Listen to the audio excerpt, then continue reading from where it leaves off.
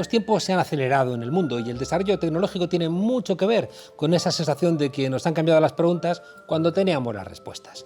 ¿Nos acordamos cómo era el mundo antes del teléfono móvil, antes de Internet? Porque hablamos de hace 4 días, ¿eh? Ese vértigo nos hace a menudo conservadores, porque no terminamos de entender hacia dónde vamos. En España tenemos una paradoja. Nunca los nietos han querido tanto a sus abuelos y nunca el mundo de los abuelos ha estado tan lejos del mundo de los nietos. Cuando Gallardón quiso dar marcha atrás en la ley del aborto, las feministas más mayores salieron a protestar, solas. Hizo falta tiempo para que las mujeres más jóvenes se dieran cuenta de lo que podían perder. Al final hubo un diálogo intergeneracional y fue Gallardón el que acabó en el basurero de la historia. Hoy el movimiento feminista está fracturado con los vientres de alquiler, fracturado con la prostitución, fracturado con el reconocimiento del mundo trans y también fracturado en cuestiones tradicionales de clase y de raza. Porque hay feministas neoliberales a las que no les gustó que el 8M fuera también una huelga y feministas que no terminan de entender los problemas de las mujeres de otras razas en sus países o cuando están en los nuestros con la inmigración. En esa fractura hay elementos sin duda generacionales, donde ese diálogo ha dejado de ser tan fluido como lo fue en otros momentos. Incluso a veces es violento, como si no fuera un debate entre posturas emancipatorias que comparten más de lo que disienten. Y algunos de los que seguimos el debate feminista con interés andamos, hay que reconocerlo, perplejos. Y la perplejidad se solventa escuchando en tiempos donde la extrema derecha quiere silenciar a las mujeres, por ejemplo, borrando un mural en Ciudad Lineal, en Madrid, decidido y pintado por los vecinos. Es momento de preguntar y hoy tenemos en la frontera a una asesora del Ministerio de Igualdad, a Pam Rodríguez, una mujer que lleva mucho tiempo trabajando en esos temas. Pam, buenas noches. Buenas noches, Juan Carlos. ¿Por qué ese odio de la derecha hoy, ahora, a las mujeres? Bueno, yo creo que el odio que tiene que estar reaccionando, con el que está reaccionando la derecha, sobre todo tiene que ver con que el patriarcado el que nos vemos sometido las mujeres es de más alta intensidad. Hay una cosa que siempre dice Rita Segato, que es que cuando el patriarcado es de muy baja intensidad, parece que los roles que tenemos que desempeñar los hombres y las mujeres son menos duros o el mandato de género es menos duro.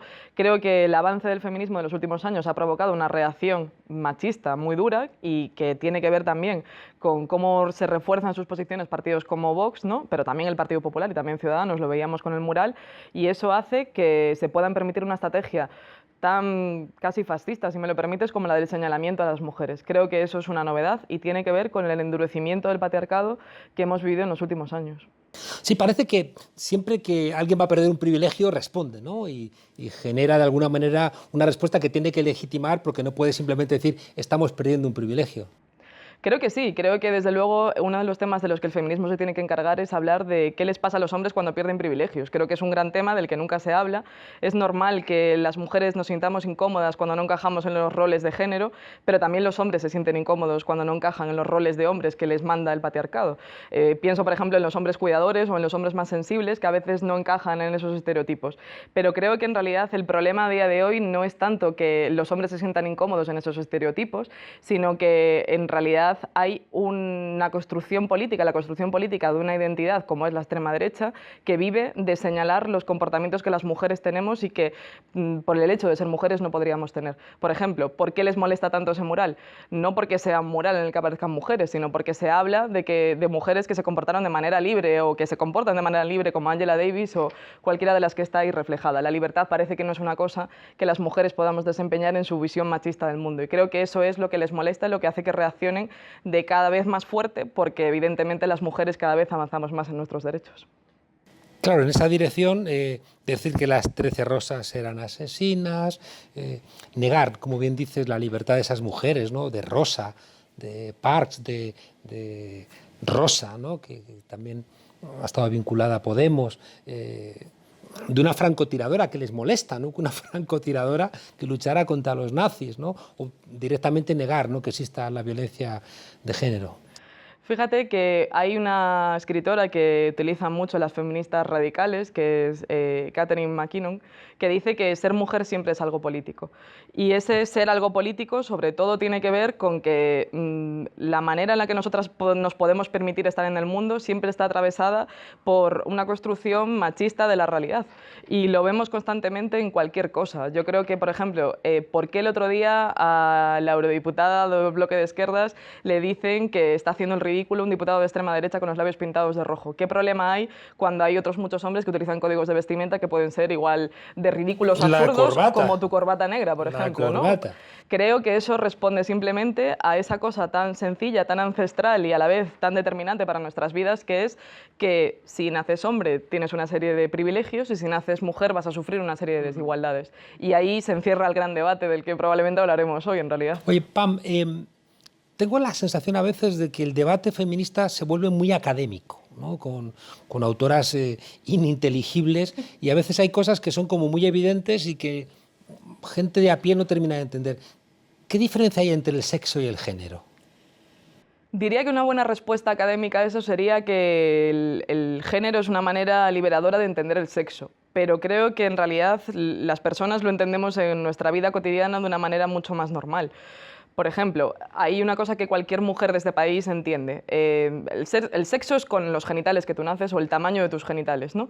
Y la cantidad de hormonas que tú tienes y las expresiones de tu cuerpo en torno a ello. Y sin embargo, a muchísimas mujeres a lo largo de nuestras vidas nos recetan la píldora anticonceptiva, que no dejan de ser hormonas, para que seamos un poquito más mujeres porque nuestras hormonas son un poquito más de hombres en ese momento. Hay mujeres que pierden 1 o 2 pechos por un cáncer de mama, hay hombres que no tienen el pene del mismo tamaño que otros, hay mujeres que tienen mucho pelo y hombres que no tienen barba, y todas esas cuestiones en realidad tienen que ver con lo que nosotros, para entendernos, llamamos sexo.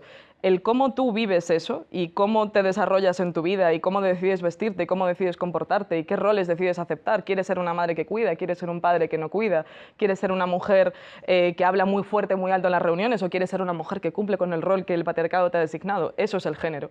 Y es en realidad la forma que tiene el feminismo de decir: nada pasa porque nazcas con pene o nazcas con vagina. En realidad tenemos que tener las mismas oportunidades. Y eso es lo que el feminismo pone encima de la mesa. El género es una herramienta política para luchar contra la idea de que si naces mujer te va a ir peor en la vida. Y creo que se entiende en cualquier parte de este país. El género es como la construcción cultural sobre la base del sexo. Sí, podríamos decir que sí. Y no niega. No, no, en absoluto, claro que no. O sea, simplemente, de hecho, creo que nace de eso y que es precisamente una forma de entenderlo, como decía antes, de manera liberadora. Es decir, que no te condicione tu cuerpo para ser quien quieras ser. Creo que ese podría ser un mensaje, que no te condicione la manera en la que has nacido, pero lo mismo podría ser el lugar en el que has nacido o la raza con la que has nacido. Que en el mural que ayer estuve protestando contra esa voluntad de Vox, tú también estabas para borrar ese mural, alguien había quitado la palabra género y había puesto sexo, ¿no? Como una reivindicación supuestamente feminista. Yo creo que nos hacemos flaco favor cuando se utiliza la estrategia de señalamiento como una parte de una supuesta posición en defensa de los derechos de las mujeres. Yo creo que convertir el mural que vimos ayer en el mural de Acto Ir para señalar a las personas trans, porque en definitiva borrar una palabra y ponerla otra es la estrategia que ciertos colectivos han estado siguiendo para señalar a las personas trans, como el autobús de Acto Ir, le hace flaco favor a la lucha contra la extrema derecha, que creo que es el auténtico enemigo en todo esto.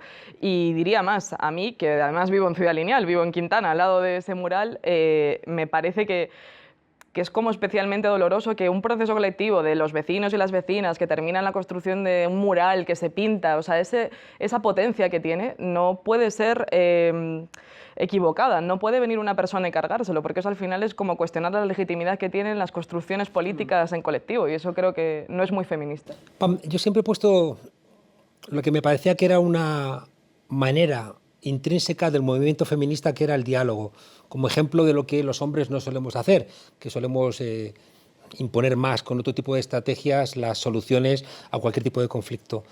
Sin embargo, hoy tengo que preguntarte, ¿se ha roto el diálogo en el feminismo?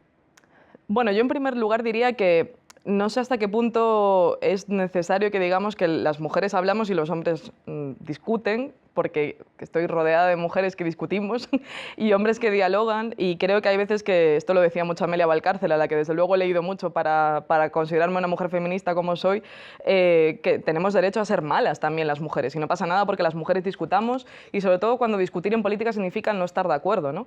O sea, yo creo que... Pero no me refiero a eso, Pam, me refiero a algo que a mí me sorprendió mucho. Las mujeres queréis que los debates estén reglados y protocolizados, sí. No que bajemos al bar a debatir, porque en el bar, como gritamos más nosotros, sí, sí, vosotras pero termináis la discusión. en realidad eso tiene que ver con que cuando no hay reglas, cuando no hay un espacio de formalidad y lo que prima es la informalidad, las mujeres nos quedamos fuera de los espacios de decisión. Y es una cuestión que en política pasa frecuentemente, vamos. Y creo que eso es positivo. Creo que es positivo que haya como una especie de sentido democrático de la construcción de la política, porque eso permite a quienes están en la esquina ocupar el centro. Creo que en realidad las feministas defendemos una cosa muy parecida a lo que defiende Podemos sobre la política. Explícame una cosa que no entiendo. ¿Por qué demonios la discusión sobre el asunto trans ocupa tanto espacio? ¿A quién le interesa que ahora mismo todo el debate sobre el feminismo parezca que es un debate sobre la ley trans? Yo, Juan Carlos, siendo sincera, creo que este debate ocupe tanto espacio no tiene que ver con que las personas LGTBI estén peleando por sus derechos, que es una cosa que se hace mucho y que tenemos que conseguir, sino con que había muchos intereses en decir que las feministas de Podemos no éramos capaces de hacer política feminista y se nos han ido poniendo bastantes trabas por el camino. Por ejemplo, una que se me ocurre muy fácil y muy evidente es que la ley de libertad sexual era una chapuza. La ley del solo sí es sí, que fue una petición clamorosa por parte del movimiento feminista en las plazas, se convierte de repente en una ley chapuza y en una crisis de gobierno en la que una parte dice que las feministas de Podemos no sabemos hacer leyes y la otra parte dice que, bueno, pues que evidentemente esto era lo que pedía el movimiento feminista. Creo que lo que está pasando ahora mismo con la ley trans tiene muchísimo que ver con eso, porque en realidad no hay argumentos de fondo políticos que sustenten las posiciones que, por ejemplo, mantiene el borrado de las mujeres. Yo creo que a nadie, cualquier persona de este país cree que si un político puede hacer algo para que alguien que está sufriendo y que tiene muchísimo dolor viva mejor, lo haga. Y eso es lo que en definitiva les pasa a las personas trans. Quiero pensar que no es un problema de carencia de empatía, sino que es un problema de correlación de fuerzas y de poder, y de que evidentemente hemos ocupado un espacio que no era el que se esperaba que ocupásemos, y que eso hay a quien le molesta y tiene que salir a responder. Perdona que sea claro.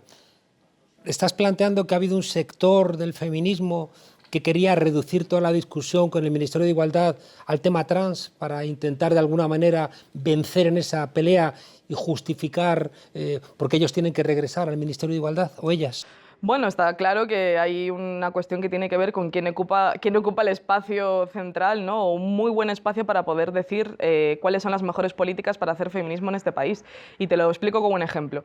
Creo que en la izquierda todo el mundo asume en este país que hay distintas posiciones, ¿no? Y que, por ejemplo, hay una parte de la izquierda que quiere que se baje la factura de la luz y otra que no. Incluso que esa parte de la izquierda que no quiere bajar la factura de la luz, bueno, pues habrá quien incluso no le quiera llamar izquierda, porque es una cuestión tan evidente que tenemos que defender que clama al cielo. Pues creo que en el feminismo sucede lo mismo, que hay distintas posiciones. Lo que no comparto es que haya que criminalizar estas distintas posiciones. Creo que es positivo asumir que en el feminismo, que al final es un movimiento de mujeres que reivindican sus derechos, como las mujeres somos diversas y venimos de muchos sitios, hay muchas posiciones, pero creo que no es lo mismo defender los derechos de las trabajadoras del hogar o no es lo mismo defender que las personas LGTBI tengan acceso a vivienda o que a ti, por ser trans, te digan puta trans de mierda, no te voy a alquilar el piso, a no defenderlo. Y creo que eso tiene que ver, sobre todo, con una cuestión de privilegios. Creo que lo que está en juego aquí son privilegios.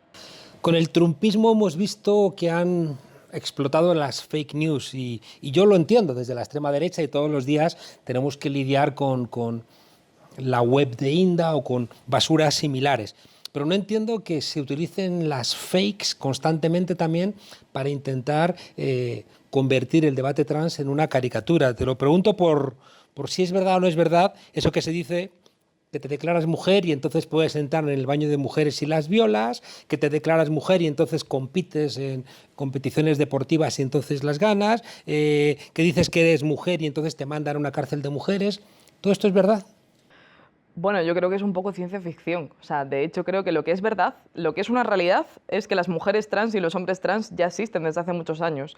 Y no solamente existen porque lo digan las leyes que lo regulan, sino porque existen de facto y existían también en las sociedades antiguas. O sea, no es una novedad que existan las identidades de género diversas. Creo que lo que tenemos que hacer también es como muchísima pedagogía con esto. Ayer vi una película maravillosa que está en Filmin, Las Invisibles, en la que trata de un centro de acogida de unas mujeres francesas que tienen que irse todas las mujeres a la calle, ¿no? Y entre ellas hay mucho miedo porque el único otro centro de acogida que hay cerca es de mixto, comparten habitaciones hombres y mujeres. Y una de ellas en una asamblea dice: pero ¿van a estar los hombres allí? Por favor, prométeme que no van a estar los hombres allí porque tengo miedo. Yo quiero empatizar con esto porque me parece importante. Es normal que haya mujeres que tengamos miedo al relato del terror sexual. Encontrarse con hombres en algunos contextos para algunas mujeres es terrorífico. Y eso creo que no es óbice para defender también que las personas trans tengan que tener derechos. Se trata de igualar por arriba. Que las personas trans vayan a tener derechos y tengan la posibilidad de entrar a un vestuario no quiere decir que no tengamos que hacer políticas para garantizar que las mujeres, también las trans, tengan miedo porque ese relato del terror sexual existe, ¿no? Yo creo que eso es una cuestión. Y luego, por otra parte, es que ya es una realidad que las mujeres trans, por ejemplo, estén en los vestuarios de mujeres, porque es que son mujeres. ¿Quién niega lo contrario? ¿Quién niega lo contrario? Y quien lo niega, ¿qué posición política defiende? Esa es la verdadera pregunta. ¿Hay algo en la discusión trans que está planteando el Ministerio de Igualdad que no estuviera en propuestas anteriores apoyadas por el PSOE y por el PP o que ya están incluso en comunidades autónomas? Bueno, yo creo que es importante que se sepa que en el año 2019, en la última legislatura, en la que además yo era diputada con otras compañeras, se aprobó en la Comisión de Justicia un texto para reformar la ley del 2007, que es la que permite que las personas cambien su sexo en el DNI, con acuerdo de todos los partidos políticos. Fue una iniciativa propuesta por el Partido Socialista, el Partido Popular estaba de acuerdo y no hay nada de lo que estamos planteando desde el Ministerio de Igualdad que no estuviera en esa iniciativa. Y creo que la novedad más importante en la que estábamos de acuerdo en el 2019 y en la que queremos volver a insistir ahora es que dejemos de tratar a las personas trans como personas enfermas. No es justo, no es ético y no es políticamente aceptable que a día de hoy a una persona para cambiarse su sexo, que en realidad es que sea un poco más feliz, porque el tránsito para cambiar tu sexo no es un camino de rosas, es una tortura. O sea, que eso simplemente no exija un informe médico que tú le digas a un médico día tras día durante 2 años que ya te sientes un poco más mujer. Porque ¿sabes qué pasa ahí, Juan Carlos? Y te lo cuenta cualquier persona trans. Son cosas terroríficas. Le dice, pues fíjate que yo no te veo suficientemente femenina. ¿Tú estás segura de que te consideras una mujer? Y yo te diría, yo tampoco soy suficientemente femenina y no soy trans. ¿Qué pasa? ¿Que yo no soy mujer? Es que al final, de lo que estamos hablando cuando hablamos de la identidad de género, también tiene que ver con un cuestionamiento muy profundo de cómo se desarrollan los estereotipos y los roles de género. ¿Qué es ser hombre y qué es ser mujer? Hay una visión muy machista de ello que las feministas no compartimos y desde luego las trans y los trans y todas las realidades trans son un ataque a la línea de flotación de esa visión machista del mundo. Tengo la sensación de que a veces la discusión es cómo van a ser los protocolos para que una persona pueda, delante de los organismos correspondientes, cambiar su género. Yo creo que sí, creo que ahí hay una tarea que es muy importante, que es bueno, pues, dar seguridad jurídica a las políticas públicas, es decir, que todo se desarrolle de la manera más garantista posible. Y a mí eso me parece importante y creo que eso es un trabajo que desde el Ministerio de Igualdad, en conjunto con todas las organizaciones del movimiento LGTBI, de las organizaciones feministas, hemos venido trabajando estos meses en unos borradores que ya están a día de hoy, bueno, pues están siendo compartidos en el seno del Gobierno para que ya en los próximos 15 días puedan iniciarse su tramitación y creo que hay un trabajo muy importante y muy riguroso, pero que sobre todo quiero señalar que se recoge las experiencias que ya vienen funcionando de manera natural en las comunidades autónomas, donde ya existen en más de 14 comunidades autónomas leyes que aprueban estas cuestiones, que lo único que había que hacer en realidad era dar un marco estatal, que es una cosa bastante razonable.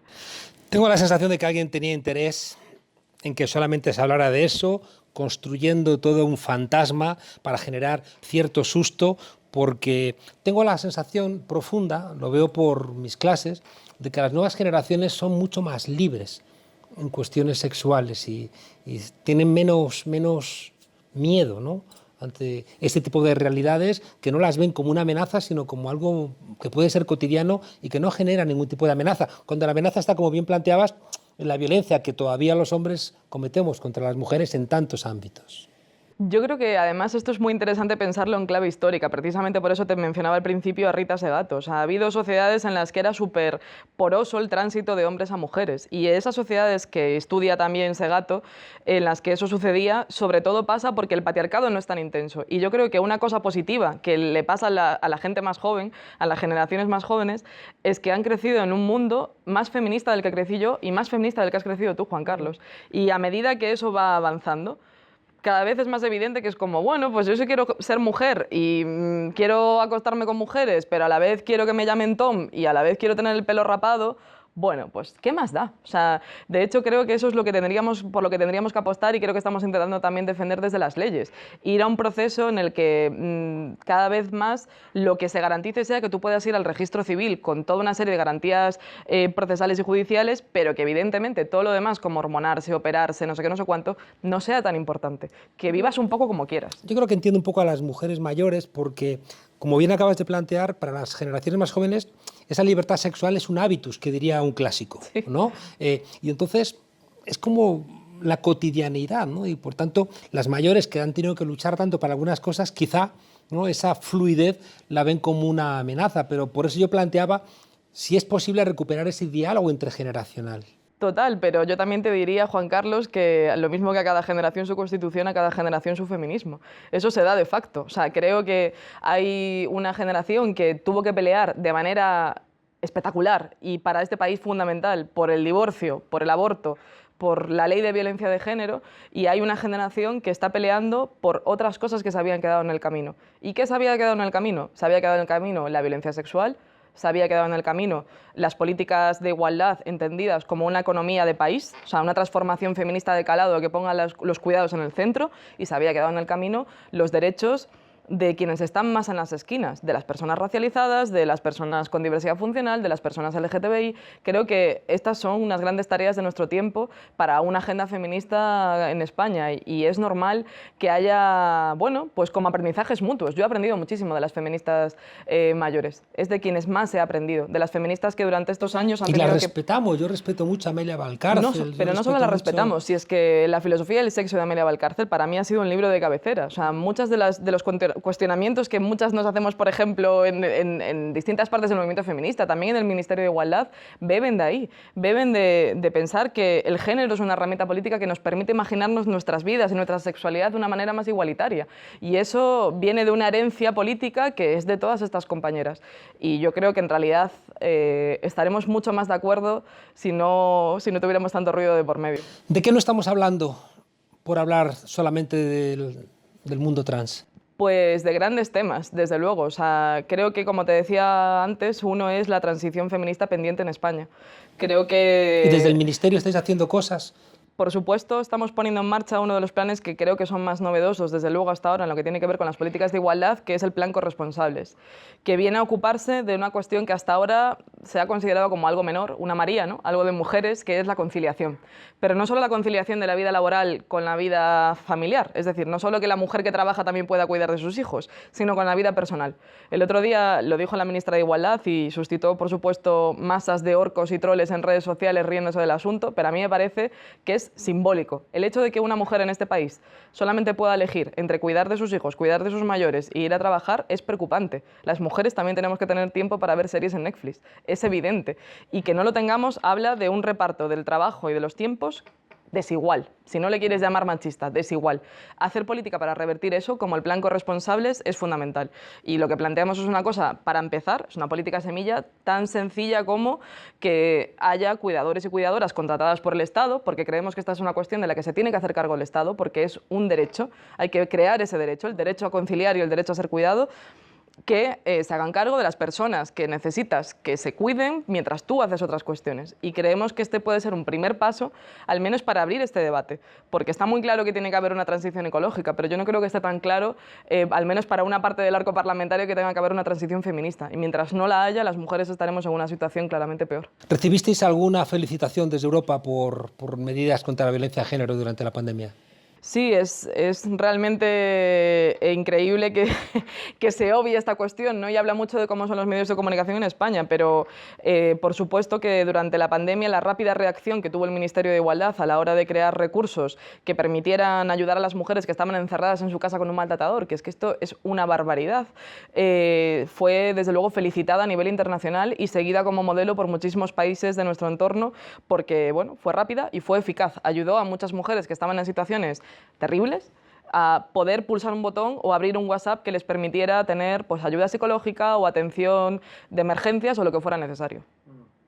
Yo quiero entender al PSOE. El PSOE ha sido hegemónico en el feminismo, pero los últimos 8 de marzo han demostrado que son casi una fuerza más, ¿no? Y quizá ya no la hegemónica, y eso hace que de alguna manera protesten. Hemos visto con sorpresa que han presentado una ley, ¿no?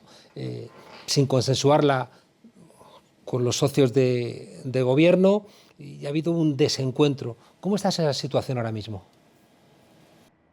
Es complejo, porque creo que estamos haciendo una cosa que tiene que ver mucho con esto que se dice tanto, de crear esa cultura de coalición, ¿no? En la que evidentemente hay posiciones distintas que conviven y de algún modo intentan dialogar, discutir, tensar, arrastrar para conseguir avances. Y creo que a nosotras nos ha tocado una posición muy de vanguardia del bloque, por decirlo así. Creo que hay veces que tenemos que discutir con la retaguardia y eso es muy incómodo porque siempre te obliga como a tensar mucho más de lo que quizás se tensa en otras partes, ¿no? Dicho esto, creo que es evidente que el feminismo que defiende el Partido Socialista y el feminismo que defiende en Unidas Podemos tiene diferencias y es normal y no pasa absolutamente nada. Yo diría que hay una parte del feminismo del Partido Socialista que está más preocupada, por ejemplo, pues, no sé, por los contenidos que tengan que ver con lo judicial, y hay una parte de Unidas Podemos que defiende un feminismo mucho más popular, mucho más preocupado por las situaciones de las mujeres del día a día. ¿Estas dos cuestiones son compatibles? Son necesariamente compatibles en este momento, en el feminismo siempre lo han sido, pero eso no quiere decir que sean diferentes. Ahora bien, creo que también hay una parte en todo esto que tiene que ver con que es muy fácil decirle a las feministas que lo están haciendo mal. A mí no se me ocurre decirle a un Ministerio de Industria o a un Ministerio de Defensa, sin tener ni idea ni de defensa ni de industria, lo que estás haciendo está equivocado. Te voy a explicar yo cómo lo tienes que hacer, y creo que sin embargo eso se le hace constantemente no solo a la actual ministra de Igualdad, sino en general a cualquier mujer que haya ocupado una posición de poder que fuera feminista y que hiciera política con ello. Es que lo que habla de eso es el machismo. No habla de las posiciones que tengamos los distintos partidos políticos solamente. ¿Va a haber acuerdo entre el PSOE y Unidas Podemos con la Ley de Igualdad de Trato, la Ley de Igualdad LGTBI y la Ley Trans? Pues tiene que haberlo porque creo que por suerte en España la ciudadanía va muy por delante de lo que algunos de los partidos políticos están poniendo encima de la mesa. Yo creo que un dato sorprendente, por ejemplo, es que el Eurobarómetro dice que el 86% de los españoles y las españolas están de acuerdo con que cada uno manifieste su libre identidad de género. Es una barbaridad. O sea, es un porcentaje muchísimo más alto, por ejemplo, del que se señalaba cuando se aprobó la ley de matrimonio igualitario al respecto de esta cuestión, ¿no?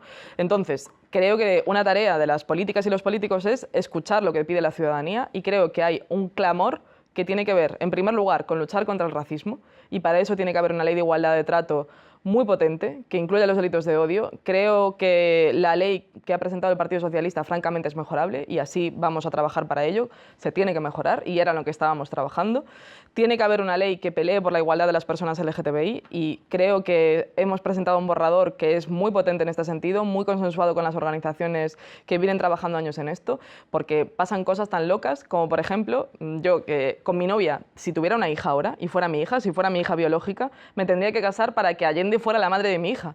Y también pasa cosas tan locas como que el año pasado intenté alquilar un piso con mi novia y no me lo alquilaron porque éramos lesbianas. O sea, y esto tiene que haber una ley que lo prevea, con un régimen de sanciones e infracciones, porque es una locura que siga pasando en España, que sean legales las terapias de reconversión, es decir, que un médico pueda decir que yo estoy enferma porque me gustan las mujeres. Es delirante que eso pase en el 2021. Tiene que haber una ley que lo resuelva. Y por último, tiene que haber una ley que diga que las personas trans no son enfermas, que lo único que quieren hacer, Juan Carlos, es ser felices. Creo que cualquier persona puede empatizar con eso. Y creo que cualquier político, cualquier política, sea socialista, sea de Unidas Podemos, de izquierdas y sobre todo sea feminista, tiene que empatizar con estas situaciones y ponerse a trabajar. Así que claro que tiene que haber acuerdo porque es urgente y se lo debemos a todas estas personas. A mí lo que más me preocupa, y con esto nos despedimos, Pam, del Gobierno es las mujeres en el servicio doméstico, las mujeres a las que no les llega el ingreso mínimo vital, las mujeres que tienen trabajos precarios, es decir, en qué medida el Ministerio de Igualdad tiene también que atender, ¿no?, a las cuestiones materiales de la vida de las mujeres que se han endurecido muchísimo con la pandemia y el confinamiento. Es que diría que precisamente lo que a quienes les interesa colocar este debate sobre lo trans lo hacen para tapar precisamente esto. ¿Qué es ser mujer? Pues que te afecte mucho más todos esos problemas que tienen que ver con lo material. Y ahí es donde creo que tenemos que insistir más. Y esas peleas no se ven porque están tapadas por lo otro, pero esas peleas también están ahí. Y tenemos grandes desacuerdos. Por ejemplo, con la situación de las mujeres en situación administrativa irregular en el ingreso mínimo vital. Para nosotras ha sido una pelea fundamental estos meses. La vamos a seguir dando, pero me da que vamos perdiendo. Y con esto también hay que empujar. ¿Y por qué vamos perdiendo? Pues a esto tiene que dar respuesta el Partido Socialista, Creo que no hay nadie feminista o de nuestro espacio político que no esté de acuerdo contigo y conmigo, por ejemplo, que haya que ratificar el 189 de la OIT para que las trabajadoras del hogar tengan unas condiciones de vida dignas. ¿Quién dice que no a esto en este momento en este gobierno? Es evidente que no es la ministra de Igualdad la que está diciendo que no. Por lo tanto, visibilicemos esos debates. Creo que esos debates van a ser fundamentales para el 8M y ahora que ya hemos trabajado y ya hemos terminado los borradores de la ley trans y la ley LGTBI, estamos volcadas en colocar esas cuestiones materiales, como tú dices, que son las que hacen que las vidas de las mujeres muchas veces sean peores, también las vidas de las mujeres trans, y que expliquemos por qué sigue siendo necesario, frente a la extrema derecha, hacer feminismo, porque lo que nos pasa por ser mujeres, y esa sigue siendo nuestra tarea más importante. ¿Podéis hacer más desde el Ministerio de Igualdad por el diálogo? Por el diálogo. Te lo digo sobre todo porque una discusión que a veces hemos tenido, ¿cómo es posible que en este país hayamos aprobado una ley de eutanasia en un país católico sin tanto revuelo, como ha generado una ley que es tan pequeñita? ¿Se pueden hacer más esfuerzos para que el diálogo, de alguna manera, esto que como tú me planteas es de sentido común y nadie en el momento en que se discuta pueda oponerse? Al existir en las comunidades autónomas, al haber formado parte de una suerte de consenso, de repente es un problema inventado, no porque no sea relevante, sino porque la irrelevancia es que se ha inventado el problema. Y yo te digo que si se abre ese debate, queda claro que la relevancia es compartida y por tanto lo que es irrelevante es la discusión sobre el asunto.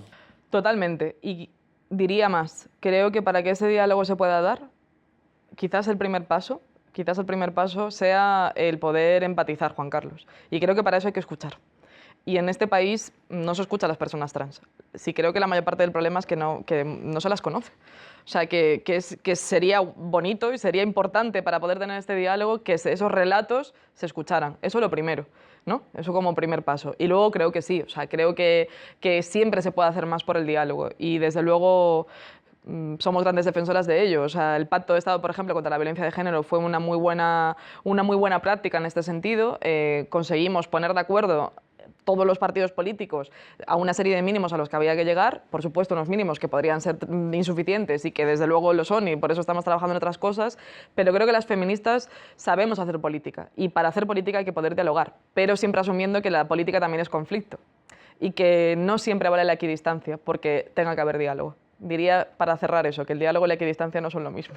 Pan Rodríguez, asesora del Ministerio de Igualdad, muchísimas gracias por gracias a ti, Juan Carlos. aquí en La Frontera y suerte. Y ojalá el sentido común y el diálogo vuelva, como siempre nos habéis enseñado las feministas, a estar en el corazón de toda esta discusión. Gracias a ti, Juan Carlos.